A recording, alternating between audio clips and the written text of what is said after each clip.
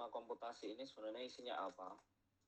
Kalau teman-teman lihat di silabus atau di kurikulum, nah dia itu berisi tentang bagaimana seorang komputer scientist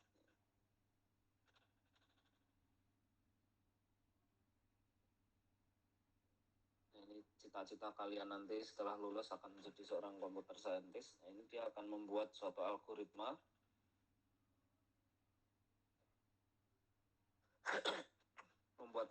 atau kalau sudah ada algoritma ya dia melakukan modifikasi terhadap algoritma tersebut. Yang jelas adalah kita bekerja menggunakan algoritma. Nah, suatu algoritma itu memiliki parameter kualitas. Di kualitasnya itu bisa diukur. Bagus atau tidaknya suatu algoritma itu diukur atas beberapa parameter.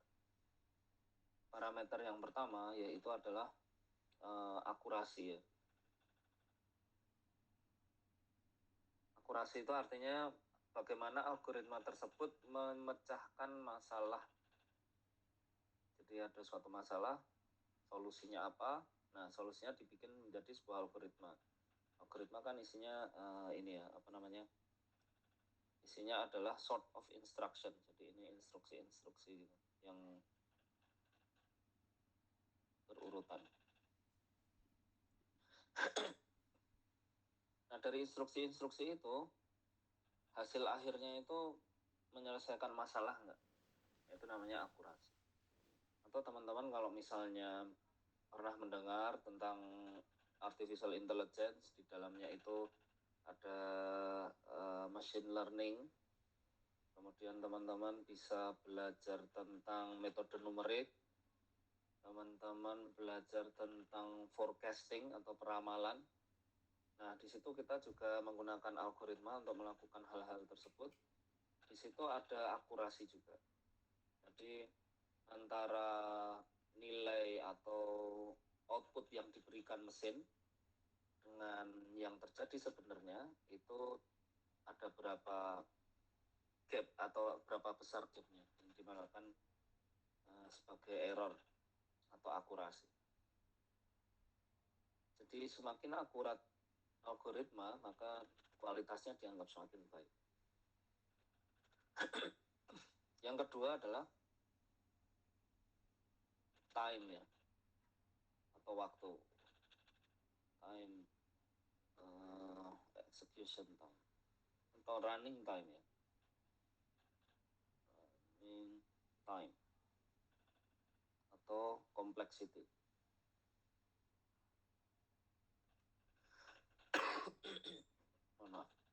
Jadi teman-teman kadang pergi ke kafe, kadang pergi ke restoran atau ke warung gitu. Nah, di situ teman-teman melakukan sebuah pesanan. Pesanannya bisa cepat, bisa lambat, tergantung dari layanan yang diberikan oleh warung atau kafe tersebut. Ini sama halnya dengan suatu algoritma ya. Algoritma kan dia juga melayani user untuk menghasilkan suatu output. Nah, output itu bisa dihasilkan dalam waktu yang singkat atau dalam waktu yang lama. Nah, ini diukur dengan yang namanya adalah complexity. Jadi semakin kompleks pesanan Anda ya pasti akan lama. Misalnya Anda datang dengan teman-teman Anda satu rombongan, pesanan Anda itu semuanya berlainan. Bakmi goreng, bakmi godok, ada yang bakmi liwet atau apa gitu. Semuanya berlainan, minumannya berlainan. Nah, nanti datangnya pesanan juga akan lebih lama daripada kalau misalnya semuanya seragam. Nah, ini yang dimaksud dengan complexity. Jadi complexity itu adalah seberapa kompleks dari algoritma tersebut diukur dengan waktu prosesnya, waktu pengerjaan. Kemudian yang ketiga itu ya penggunaan memori.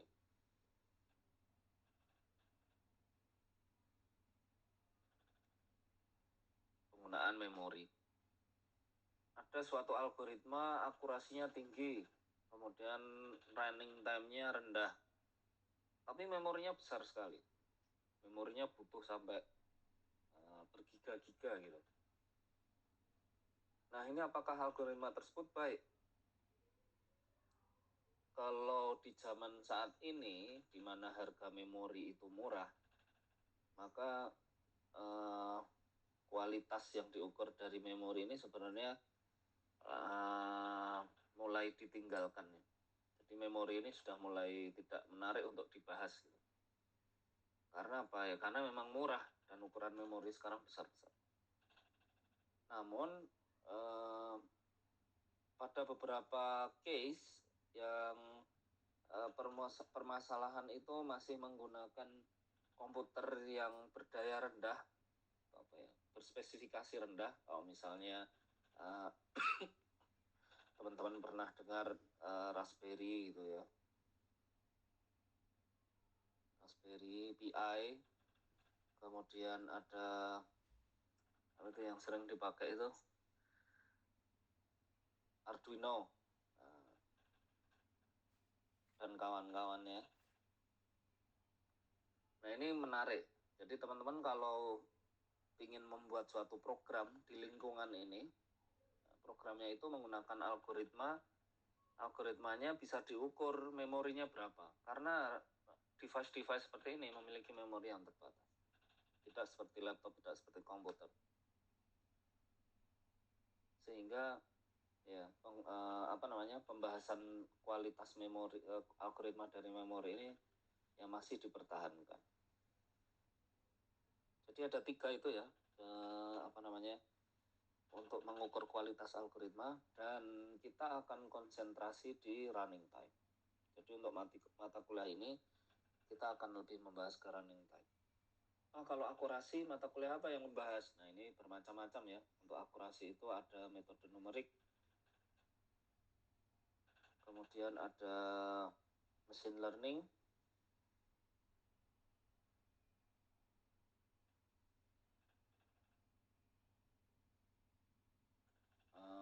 kemudian analisis big data bisa juga ada di sana, atau data science ada.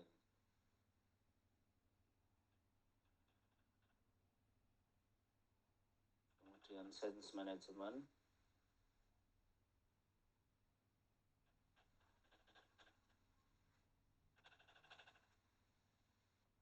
dan lain-lain ya. Ini yang sebatas saya tahu. Kemudian bagaimana untuk memori, Pak? Nah, memori ini sebenarnya prinsipnya mirip dengan running time. Jadi kalau teman-teman nanti bisa menganalisis algoritma secara running time, itu nanti untuk melakukan penghitungan analisis memorinya mudah, karena caranya mirip.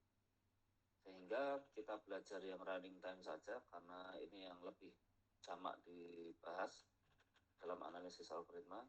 Dan nanti memori kita bahas sedikit. Oke, nah selanjutnya bagaimana mengukur kompleksiti itu? Bagaimana mengukur kompleksiti dari suatu algoritma?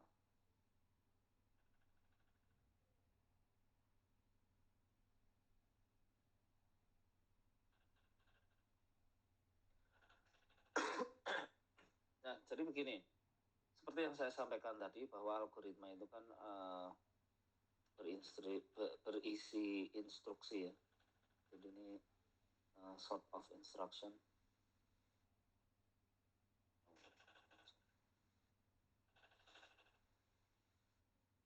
List of instruction.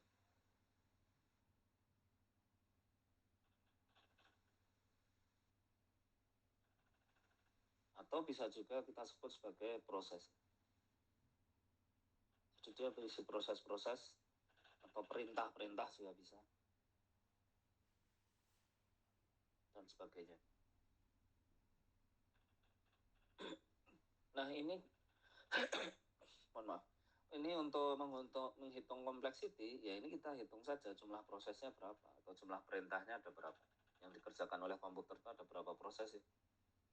Nah proses sendiri kalau dijabarkan secara bahasa aras rendah ya, nah itu bisa ada banyak sekali. Misalnya gini, saya punya suatu program kecil atau suatu function kecil ya, function bernama A ini. Kemudian A itu melakukan penjumlahan int x dan int y, kemudian int z ya. Ini kita isi dengan 5, ini kita isi dengan 11.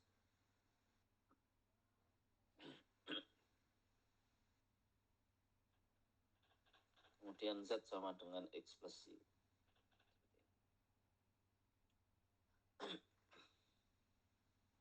Nah, setiap baris itu dia dianggap sebagai suatu komen ya. Apa yang dilakukan ketika kita berada di baris pertama?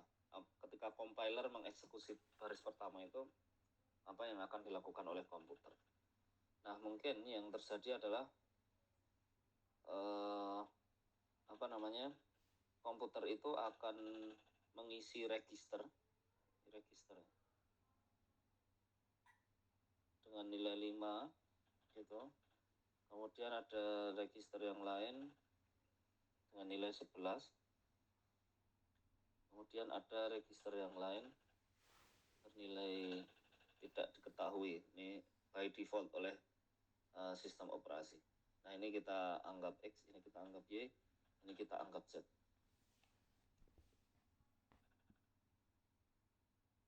Ini 3 ya.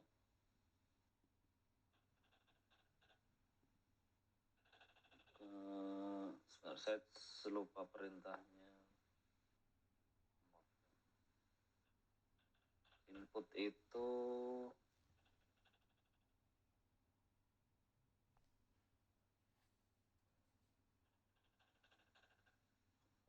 saya lupa perintah di assembly-nya, tapi ini ada suatu perintah di assembly. Jadi nanti bentuknya itu move, bukan move.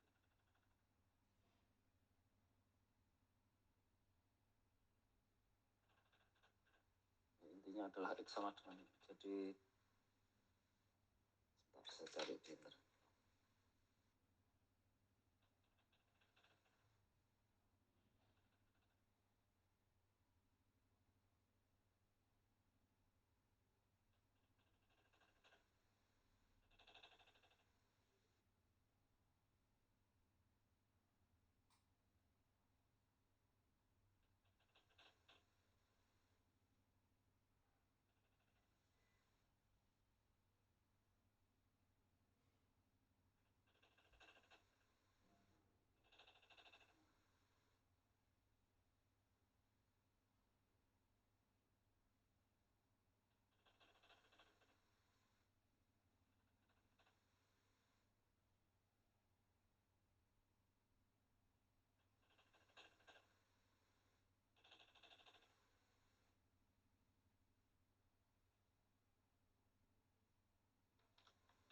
Ya, ini kayak assign gitu ya, assign 5 ke register A gitu misalnya. Ini assign 11 tuh register B, assign 0 tuh register Z, jadi 0 nanti. Kemudian Z sama dengan X plus Y itu sum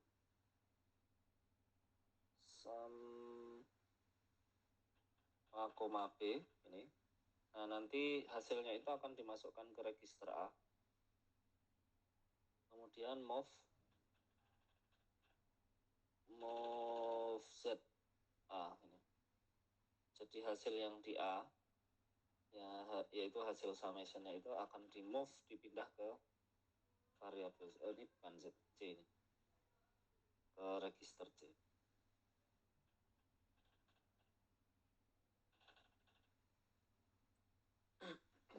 Jadi apa yang terjadi di komputer itu step by step, proses-prosesnya kecil-kecil seperti ini. Dia menerjemahkan dari proses yang ada di bahasa pemrograman yang sudah kita tuliskan. Nah, untuk menghitung kompleksitas waktu ya, ini kita anggap saja bahwa function A ini memiliki 1, 2, 3, 4. 4 proses. Yang memiliki 4 proses. 4 proses. Bagaimana dengan algoritma seperti ini? Jika saya punya suatu function, kemudian di function tersebut ada deklarasi variabel seperti ini misalnya, kemudian x sama dengan 5, y sama dengan 11, for i sama dengan 0, i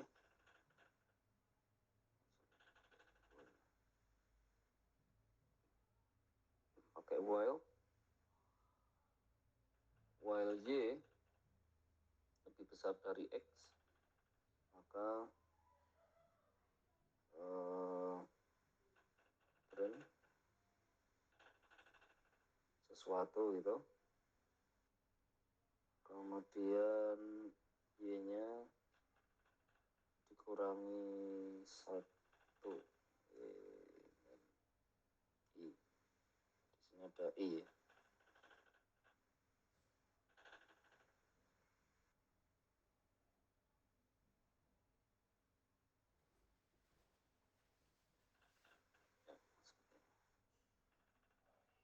Nah, kalau seperti ini, berapa proses yang kita miliki dari function A, ini bisa kita hitung satu persatu. Ini kita anggap satu proses boleh. Ini kita anggap satu proses meskipun di sini ada tiga alokasi variabel ya. Ini satu proses, ini kita anggap 2 proses, ini 1 proses. Nah, yang while ini memang kondisional ya. While ini kondisional sesuai dengan jumlah true yang ada di dalam while tersebut. Nah, di sini kan di sini kan ada 11, 10, 9, 8, 7, 6, 5. Berarti ada 6. Ini ada 6 proses. Di dalam 6 proses itu atau di dalam 6 perulangan itu ada 2 proses. Sehingga dengan kondisi yang ada di dalam program ini y sama dengan 11, maka kita punya berapa ini? 8, 12 ini. Ini 12 proses. Tambah 4 dan 16 proses berarti ya. Totalnya yaitu 16 proses.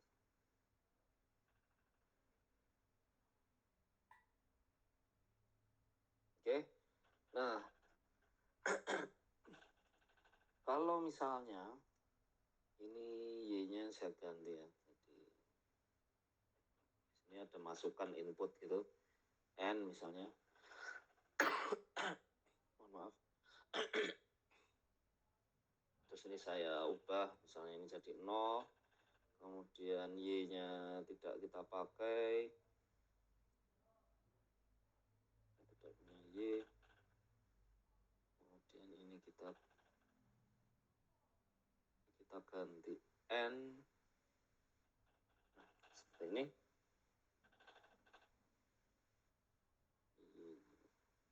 Kita ganti n juga, seperti ini.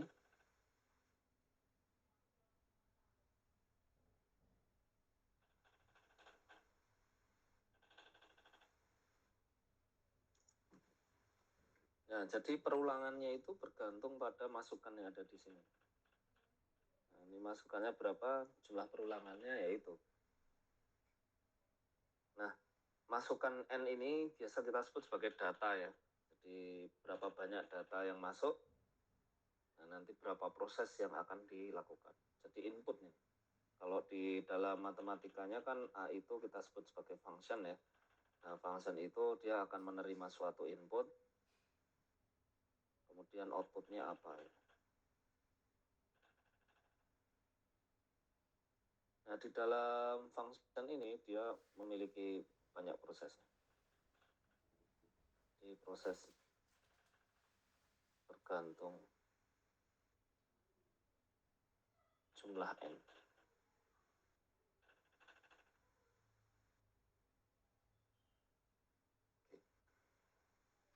Kalau algoritma seperti ini berapa kompleksitas waktunya? Sama halnya dengan yang tadi, ini satu proses, di sini dua proses. Kemudian di dalam while ini kita tidak bisa menentukan berapa banyak prosesnya dalam bentuk angka, tetapi kita bisa menentukan jumlah prosesnya itu adalah selama n lebih besar dari x, di mana x-nya itu 0, maka selama n lebih besar dari 0, maka perulangan ini akan dilakukan terus-menerus. Nah, berapa jumlah perulangannya ini? Instruksinya akan dijalankan berapa kali? Di sini kita lihat bahwa n itu lebih besar dari 0. Berarti n-1, n-2, dan seterusnya sampai 0. Ketika 0, maka dia false ya. Ketika masuk ini, dia false. Berarti terakhirnya 1 ya. Ganti, terakhirnya adalah 1. Nah, ini ada jumlah berapa? 1 sampai n, berarti di sini ada n proses.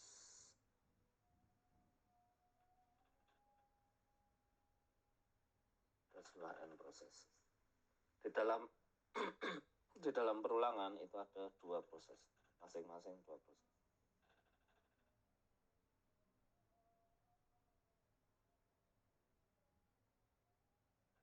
Oke, berarti totalnya berapa?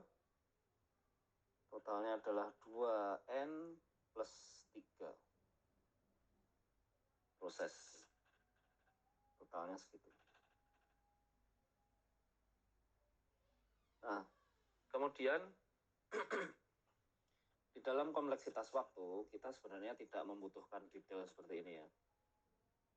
Sebab apa? Sebab di tiap komputer itu nanti kalau ini dijalankan benar di komputer, kemudian kita catat waktunya, nah itu keluarannya ya second atau millisecond gitu. Millisecond atau second. Nah, millisecond atau second ini kalau dijalankan di komputer tertentu itu juga akan berbeda-beda. Jadi meskipun kompleksitas waktunya itu sama seperti ini, tetapi nanti waktunya itu akan berbeda-beda. Tergantung komputer yang mengeksekusi. Sehingga yang di di highlight atau difokuskan dalam pencarian kompleksitas waktu itu adalah ini fungsi induknya atau fungsi yang paling berkontribusi besar terhadap kompleksitas itu apa? Atau fungsi yang paling signifikan. Paling signifikan di sini adalah n. N ini yang paling signifikan. Karena kalau n ini saya ubah menjadi atau jumlah datanya itu misalnya 1 juta, 3 ini jadi nggak berarti. 3 ini nggak berarti, nggak signifikan. Kalau n-nya 1 miliar, ya 3 ini apalah ininya, apalah nilainya. Kecil sekali. Sehingga apa? Yang signifikan yaitu n. Maka di dalam kompleksitas waktu kita bisa menuliskan bahwa kompleksitas waktu dari function A itu kita tuliskan dengan notasi big O. Notasi big O ini untuk menghilangkan detailnya ya. 3 dan 2 ini bisa hilang. Jadi kita dekati 2n plus 3 itu dengan suatu fungsi n saja.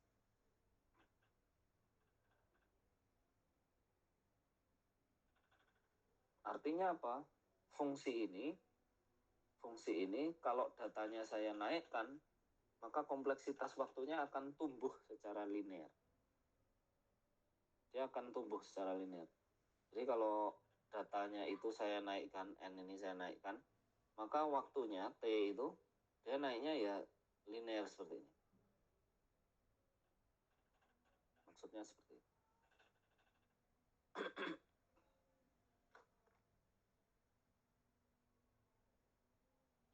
Silahkan kalau ada pertanyaan, dan juga kita akan istirahat sholat dulu karena sudah masuk waktu asyar. Silakan kalau ada pertanyaan.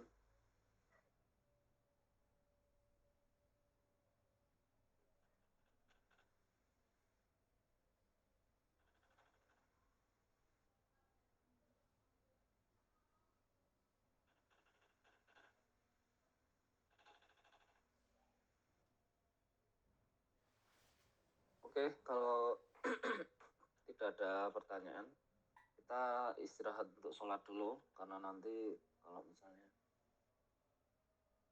ketinggalan jamaah ya, jadi teman-teman bisa sholat terlebih dahulu.